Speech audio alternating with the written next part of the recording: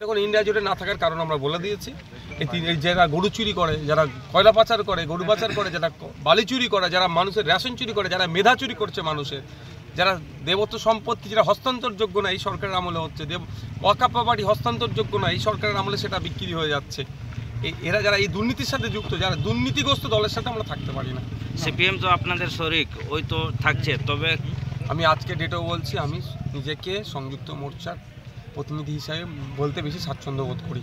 যদি সিপিএম চলে যায়, ইন্ডিয়া জোটে থাকছে, শুধু নয়, লেফট বলে নয়, কংগ্রেস বলে নয়, যে কেউ যেখানে যেতে পারে, কিন্তু এথিক্সের বাইরে নিজেকে যাওয়া যায় না। এথিক্স ছাড়া মানুষ এগিয়ে যেতে পারে না। বিজেপি বিরোধী ইন্ডিয়া জোটে কেন থাকবেন না সেটা আগেই জানিয়েছিলেন আইএসএফ বিধায়ক নওশাদ সিদ্দিকী। রবিবার 24শে ডিসেম্বর দুর্গাপুরে ভাইজান জানান, ঢাল করলেন এথিক্স অর্থাৎ মূল্যবোধকেই। তিনি বলেন, দুর্নীতিবাজদের সঙ্গে থাকা সম্ভব নয়, গরু চোর, কয়লা চোর, বালি চোর আর মেধা চোরদের সঙ্গে নয়। যে কেউ যেখানে খুশি যেতে পারে, কংগ্রেস বলে নয়, সিপিএম বলে নয়। তবে এথিক্স ছাড়া কিছু হয় না, এথিক্সের বাইরে গিয়ে কিছু হয় না।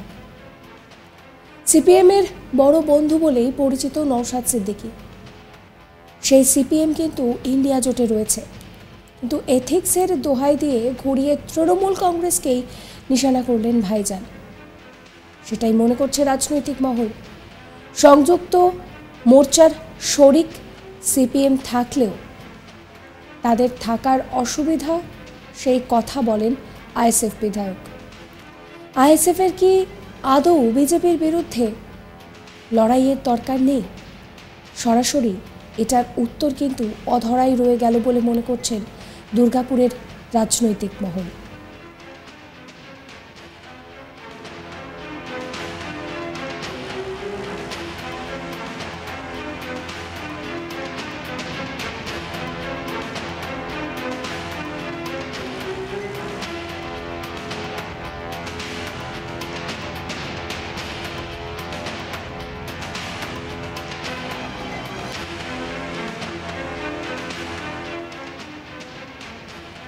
ইন্ডিয়া জোটে না থাকার কারণ আমরা আগেই বলেছি, দুর্নীতিগ্রস্ত দলের সঙ্গে আমরা থাকতে পারি না।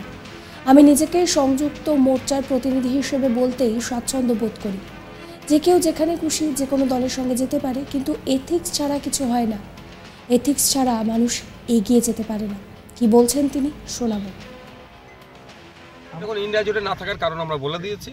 এই যারা গরু চুরি করে, যারা কয়লা পাচার করে, গরু পাচার করে, যারা বালি চুরি করে, যারা মানুষের রেশন চুরি করে, যারা মেধা চুরি করছে মানুষের, যারা দেবত্ব সম্পত্তি যেটা হস্তান্তরযোগ্য না এই সরকারের আমলে হচ্ছে, ওয়াকফ প্রপার্টি হস্তান্তরযোগ্য না এই সরকারের আমলে সেটা বিক্রি হয়ে যাচ্ছে। এরা যারা এই দুর্নীতির সাথে যুক্ত, যারা দুর্নীতিগ্রস্ত দলের সাথে আমরা থাকতে পারি না।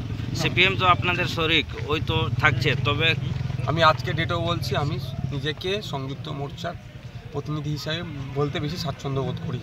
যদি সিপিএম চলে যায়, ইন্ডিয়া জোটে থাকছে, শুধু নয়, লেফট বলে নয়, কংগ্রেস বলে নয়, যে কেউ যেখানে যেতে পারে, কিন্তু এথিক্সের বাইরে নিজেকে যাওয়া যায় না। এথিক্স ছাড়া মানুষ এগিয়ে যেতে পারে না। রবিবার ব্রিগেডে ছিল লক্ষ্য কণ্ঠে গীতা পাঠ কর্মসূচি। গীতা পাঠ নিয়ে আইএসএফ বিধায়ক নওশাদ বলেন, ওরা বলেছে হিন্দু খাত্রে মে হ্যায়, কিন্তু শুধু হিন্দু দেশ নয়, দেশের বিপদ এগিয়ে আসছে।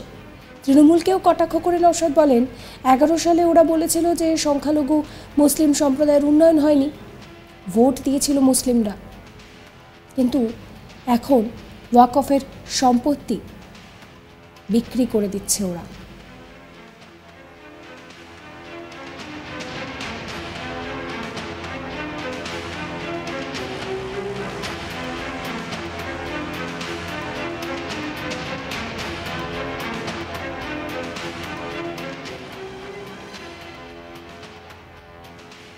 নওশাদ বলেন, 2014 সালে বলেছিল হিন্দু খাত্রে মে হ্যায়, কিন্তু শুধু হিন্দু নয়, গোটা দেশে বিপদ চলে এসেছে।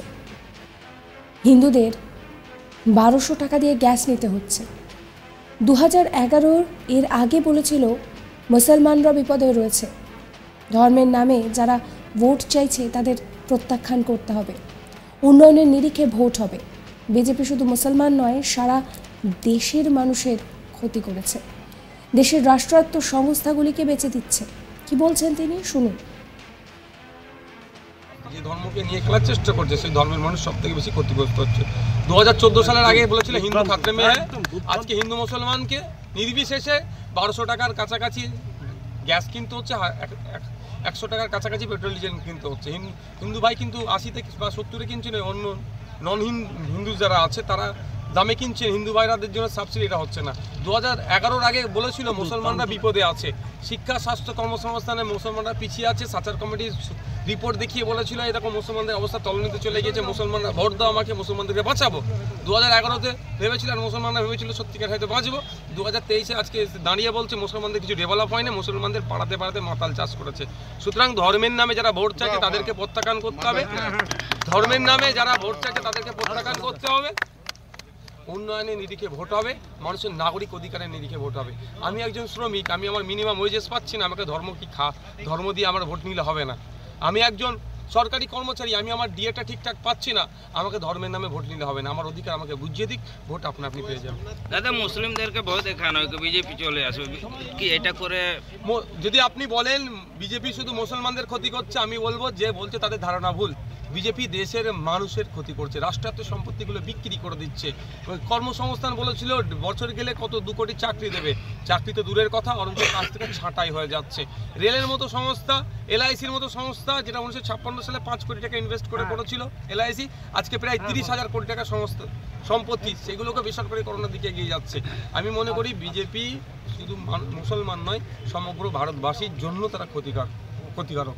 সেই জন্য আগামী দিনে ধর্মের নামে, ওই মন্দির মসজিদ করার নামে যারা ভোট চাইছে তাদেরকে প্রত্যাখ্যান করতে হবে, ধর্মনিরপেক্ষ সরকার গড়ে তুলতে হবে, যাতে এরা প্রত্যেকটা মানুষের রুজিরুটিকে শুরু করে ফান্ডামেন্টাল যে রাইটসগুলো আছে সেগুলোকে বাস্তবায়ন করবে। এদিন দুর্গাপুর শিল্পাঞ্চল জুড়ে নানান উৎসব শুরু হয়। দুর্গাপুর ইস্পাত নগরীতে নেহেরু স্টেডিয়ামে শ্রমিক মিলন উৎসব শুরু হয়।